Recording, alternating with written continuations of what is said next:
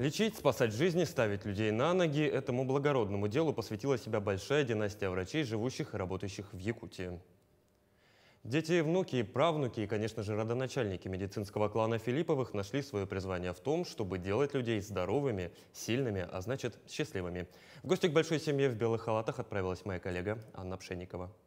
Филипповы, Эверстовы, Ивановы, Меленте, Ефимовы, Семеновы. У представителей этой семьи разные фамилии, но все они составляют один большой врачебный клан, общий трудовой стаж которого недавно перевалил за 3 столетия.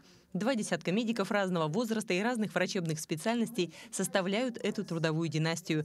Но, как водится, у ветвистого дерева один ствол, а у большой семьи одна глава.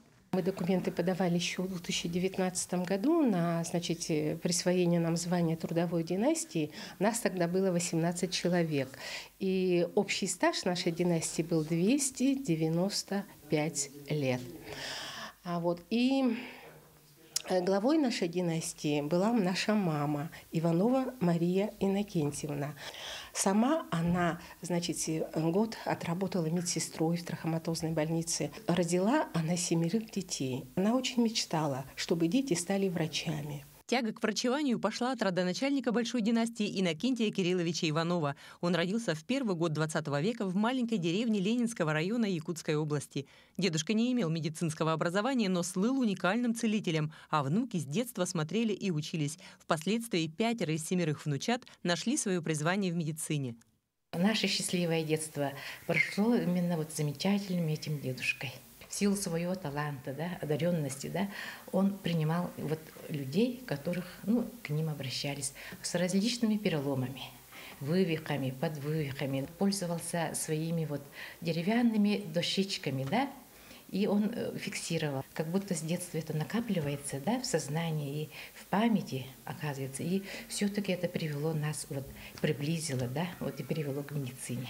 Призвание помогать людям передалось по наследству. Правнуки того легендарного целителя тоже выбрали врачебную стезю. И, к удивлению, когда у 4-го поколения династии стали складываться семейные пары, избранники и избранницы тоже оказались медиками.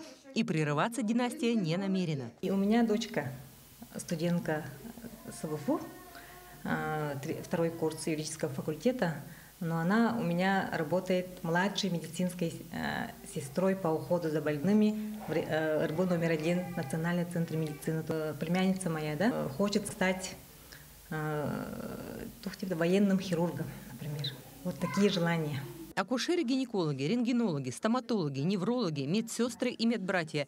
5 поколений удивительной врачебной династии продолжают служить родной республике. Самые маленькие представители семьи пока не выбрали свой путь. Во врачи они только играют, ставят воображаемые диагнозы и выписывают невидимые рецепты. Но, возможно, через несколько лет и они станут в ряды достойного врачебного клана. Анна Пшенникова, Павел Пахомов, Якутск.